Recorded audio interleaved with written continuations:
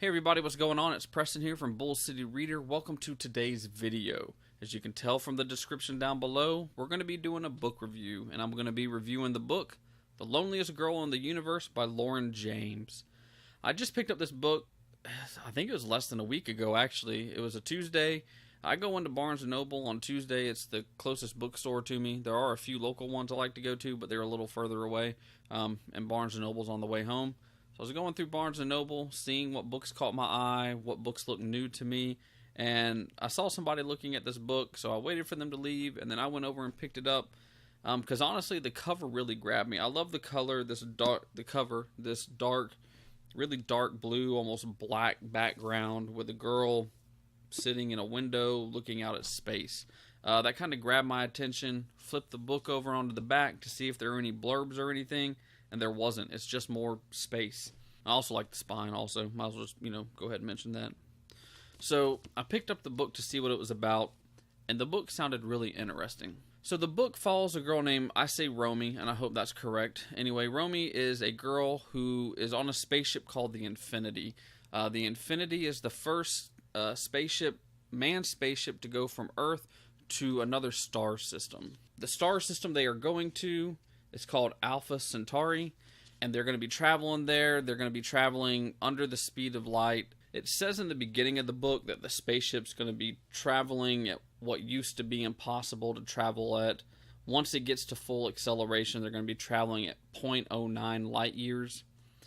So the spaceship's not going to take as long as it would take us nowadays to get to this star system.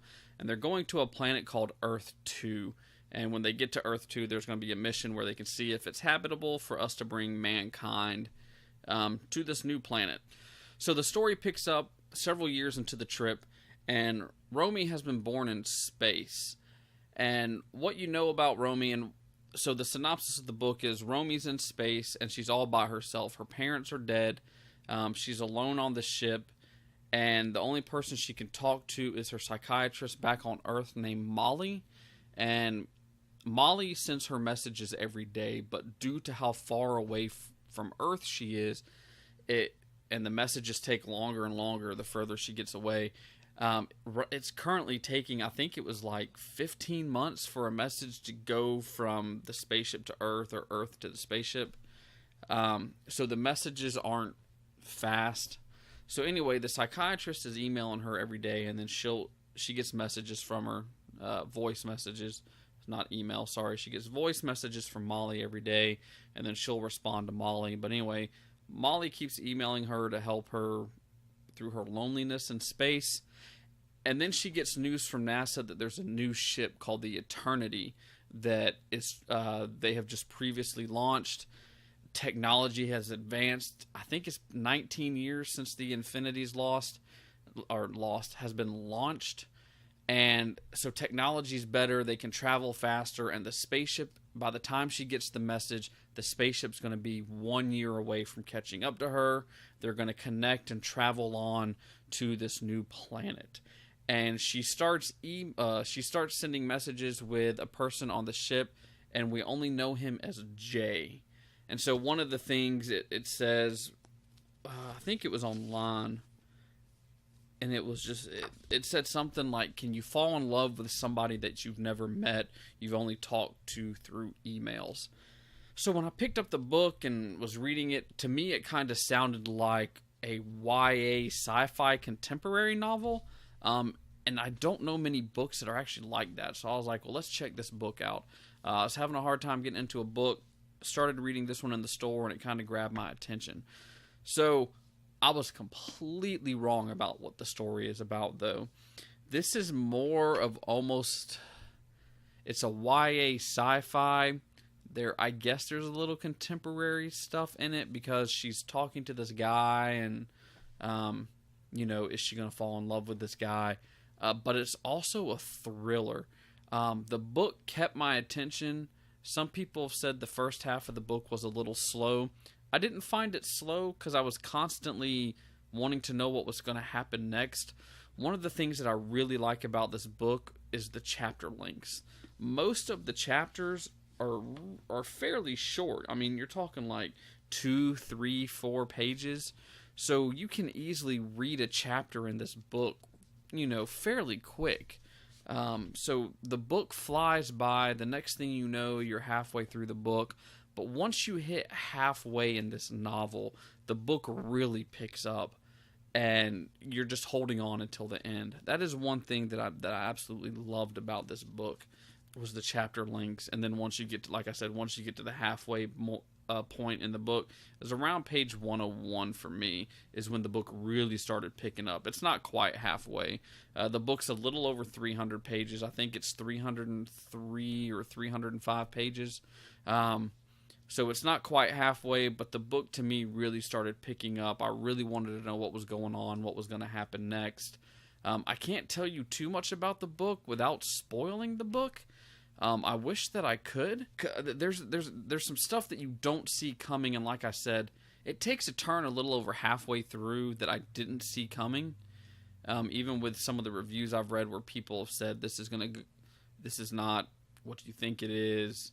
It's gonna take a turn. Even with that warning, it went in a way I didn't see it going. So that was one thing that I really liked about the book, or another one of the things I really liked about the book. There were two things about the book that I didn't care. Well, one of them I didn't care for. I won't say I didn't care for. It was something I didn't like that much. So Romy in the book, like I said, she's never been on Earth. She's never even been on a planet. She was born on this ship in space. She's never been drunk, and so she decides, after a message with Jay from the Eternity, that she's going to try some whiskey that her dad has in the spaceship. So she pours herself, I don't know how big the glass is, but she pours some in the glass. She drinks it. She ends up getting drunk. She wakes up the next morning, and it says something to the effect of she felt like she had, I think it was a angry wasp buzzing in her head. I know that she had gone through school while she was in space. They sent her lessons to do, and she was learning stuff. Her parents were teaching her stuff. I guess kind of like school, kind of. But to me, she's never been on Earth, so how do you know what a wasp buzzing even is like? You've never been stung by one because you're in space. You've never been around them because you're in space. So that kind of threw me at first when I read it. I was like, hang on, how is this possible if she's been in space? How does she know this analogy that, oh, this is like having angry wasp in my head? That kind of threw me. There's something at the end of the book that bugged me a little. I can't tell you what it is without spoiling the book, so I'm not going to say it. But there is something that happened near the end of the book that had me pause. And I even mentioned it to my wife when I was telling her about the book to see if it was something she would want to read. And she said no. So I kind of told her about the book and told her what happened at the end and why this one scene bugged me. It still does kind of bug me because I don't know how something happened. And I wish I did, because to me, the way that it was written, it couldn't have happened. But anyway, I'm just going to leave that at that. Another one of the things that I really liked about this book, like I said at the beginning, you know that she's the only person on the ship and that her mom and dad aren't around. So as the book goes on, it's kind of like peeling back a layer of an onion, I guess. Is that the right analogy? You learn more of the details about what has happened as you go along, and she's sending messages back and forth between to Jay and also to Molly, but mainly to Jay. And like I said, it's the letter J, not J-A-Y, just letter J. Things are revealed. How was she the only person left on the spaceship? What happened to her mom? What happened to her dad? Were there other people on the spaceship? If so, what happened to them? The way that unfolded and you learned about that was another great thing, and that goes with the pacing of the book. You're constantly turning, wanting to know what happened, what's going to happen, what happened in the past. That was another thing that I really loved about this book. There were a few times during the book, and it was hard to describe, I was getting almost a claustrophobic feel as I was reading it, because I was getting into the book. I was getting into the character of Romy and being alone on a spaceship and in space with no planets around you, no one around you, and it was like a claustrophobic feeling. Even though I wasn't there, I started feeling alone, and like I felt like I could feel what she was going through, I guess you could say. So the writing in the book is really good. Like I said, most of the book, all of the book is told from her point of view. You do get the emails from Jay and from Molly, the messages. They're, I guess transcribed into the book. But for the book's told from Romy's point of view. And the ending of the book, I know some people have said they felt like it was an open ending. I don't really feel like the book was left open. I think it's a good, solid, standalone book. If she wanted to continue the story, she could. But she doesn't have to. I'm satisfied with the way the book ended. And the way that she wrote the story and the way the story flowed and how much I enjoyed the story. I actually want to read some of her other books. She does have another series out there, and I think a standalone book, if I'm remembering right. So due to the way that she wrote this book and the way the story was, I really enjoyed it. I would check out her other books. Overall, I'm going to give this book, I've been debating for a while.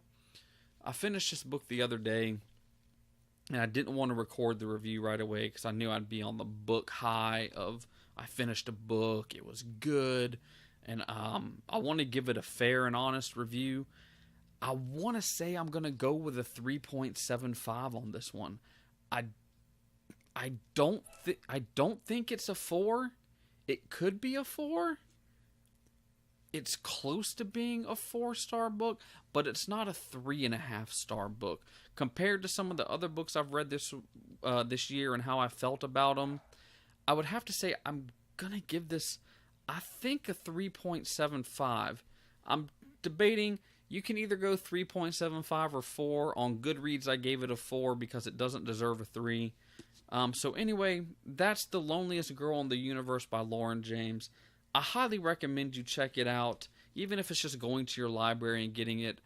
It's a very enjoyable book. It's a good story. I thought it ended well. All the main points were wrapped up. Like I said, she could extend it if she wanted to into another book or two. Maybe she could. I don't know. I'm satisfied with the way that she wrote this, though. I kind of hope she doesn't turn it into a series. I hope she leaves it as a standalone. But if she's got a good story to tell based in this universe, I'd read the second book. I'd pick it up without hesitation. So anyway, The Loneliest Girl in the Universe by Lauren James. I recommend you check it out. Thanks for watching the video, guys. Keep reading, and I'll see you next time.